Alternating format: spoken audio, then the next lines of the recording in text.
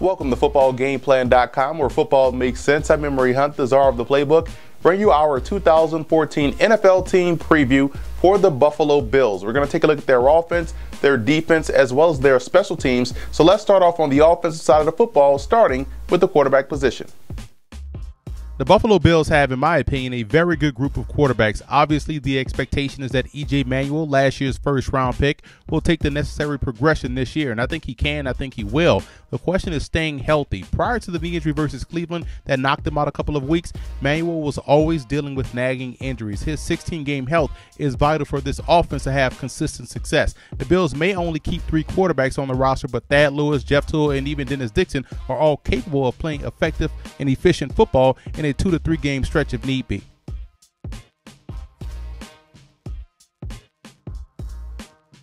The backfield is a position of strength for the Buffalo Bills. In 2013, the Bills were second in the NFL in rushing, averaging 144 yards a game. Both C.J. Spiller as well as Fred Jackson are more than capable to get the job done. Now you toss in Bryce Brown from the Philadelphia Eagles and you have 3 legit starters in the backfield. Spiller, in my opinion, is the guy that the Bills should feed the football to consistently. You don't want to take your biggest home run threat off the field in any situation. Jackson is solid and dependable. Bryce Brown has very good burst and acceleration, but there are no C.J. Spiller. They don't pose a threat to opposing defenses like he does. But all in all, these 3 guys running behind talented fullback Frank Summers, the Bills should be able to once again be amongst the league's best in rushing.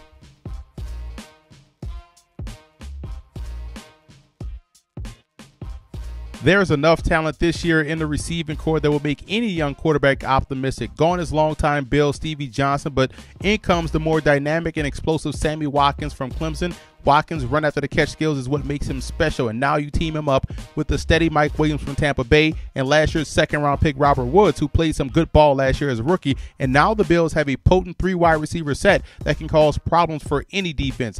Each one of these wide receivers can win the individual matchups, and that's key. Second-year player Marquise Goodwin is also factored into the mix as a 3rd and 4th option because of his world-class speed. And I'd also keep an eye on Cordell Roberson out of Stephen F. Austin, practice squad player last year, as a sleeper who can not only make the team but be a contributor in certain packages. He'll compete with T.J. Graham and Marcus Easley, and I actually like what the Bills have at tight end with Scott Chandler, Tony Moeaki, and Chris Gregg. Chandler led the team in receiving last year, both in yards as well as catches, and Moeaki is the most athletic, but he must stay healthy, and if he can, expect to see a lot of double tight end sets this year from the Bills, and Chris Gregg is more of an H-back type that gives the Bills creative options in the passing game.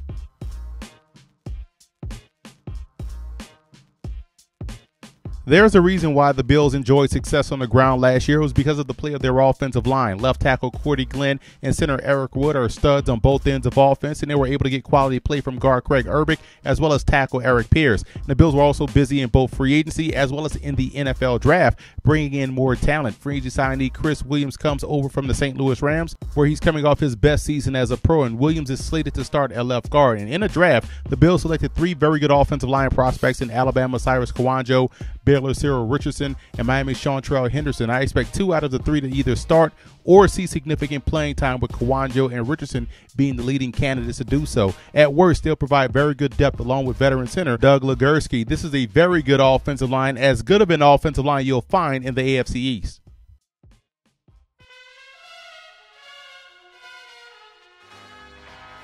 The Bills were second in the league in sacks with 57, but 28th in the league versus the run. Obviously, there's tremendous talent up front, but a change in mindset has to happen in order for that run defense to improve. But from a pass rushing standpoint, Mario Williams had 13 sacks. Kyle Williams had 10.5. Jerry Hughes had 10, and defensive tackle Marcel Darius had 7.5. Now that's 41 sacks from the starting front 4, and all of those guys return. And granted, they'll be playing for a new defensive coordinator in Jim Schwartz, who comes over from the Detroit Lions, and he'll be switching to a 4-3. But in all honesty, the personnel here is better suited for that defense anyway. So I wouldn't expect to see a drop off from the pass rushing numbers. However, moving to a 40 front combined with a change in mindset will help these guys play better gap control, which in turn should help them versus the run. Now with the switch, guys like Manny Lawson and Alan Branch become versatile situational players that can still be effective in his defense. And I also look out for Stephen Charles, who was a big-time CFL prospect and played a little bit last year. In 2014, undrafted rookie free agent Kobe Way from nearby Buffalo to make some noise in the preseason, enough to warrant a spot on the roster.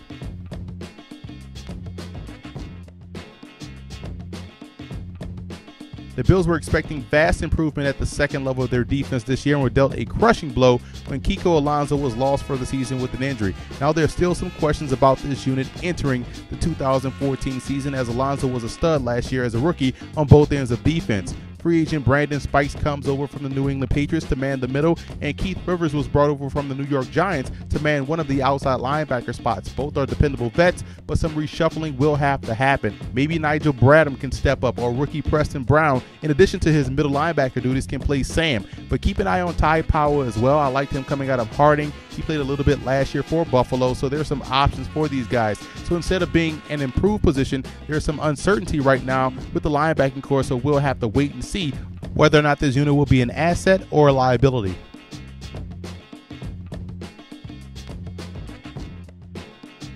Gone is all-pro safety Jarius Byrd, and while it's a big blow, it's not detrimental. I actually like the options on the back end for the Buffalo Bills. Health permitting, they should be much improved over last season. Stephon Gilmore and Leodis McKelvin were very good starters last year at the cornerback position. Nikhil Roby played big-time ball as a rookie, picking off a pass and showing good blitzing ability off the edge. And they also bring in Corey Graham from the Baltimore Ravens to help play that nickel position as well.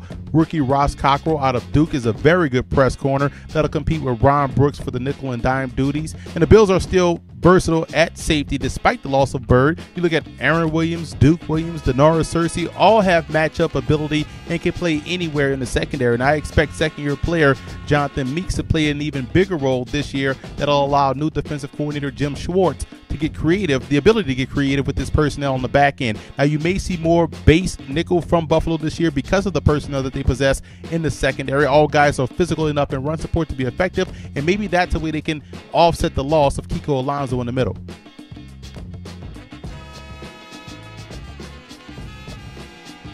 Buffalo's kicking and return game are top-notch, with kicker Dan Carpenter being clutch and punter Brian Moorman being as steady as they come. While at kickoff and punt returner, you look at Leodis McKelvin and Marquise Goodwin, because of their speed, will always make them a threat to go the distance. Now, where they have to get better is at covering those kicks and punts. Otherwise, their defense, who gave up their fair share of points last year, will be once again put in bad situations.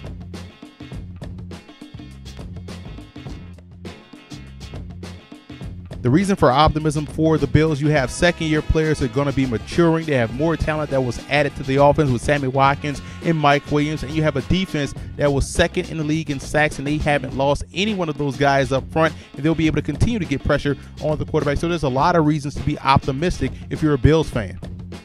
And the cause for concern, we talked about it before. The loss of Kiko Alonso leaves an even bigger question at the linebacker spot. They still have to find ways to stop the run, and they're also going to be learning a new defense this year. So there may be a little bit of a learning curve on the front end for the Bills. So that's the reason why you have to be concerned about the Bills as they start the 2014 season.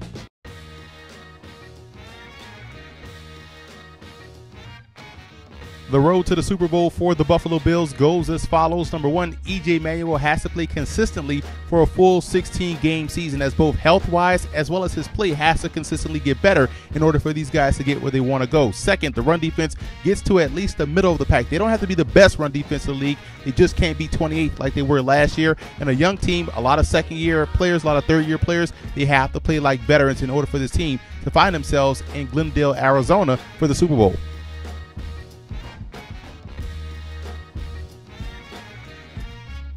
I have the Bills finishing third in the AFC East. This is a very tough division this year. I think everyone got better. The Bills are a very good football team. They can run the football. They have a very good offensive line. They are good on the defensive line as far as rushing the passer.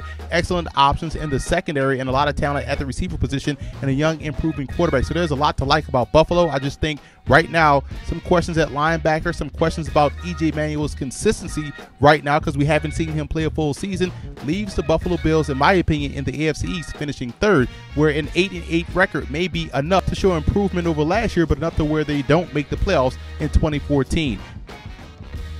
And don't forget to order your copy of Football Game Plan's latest book, Stiff Arming Football Myths, an excellent book that you can find on our website at footballgameplan.com/books, available in both PDF as well as paperback form. I also want to give a huge shout out to Bill Fan Forums for always showing Football Game Plan support.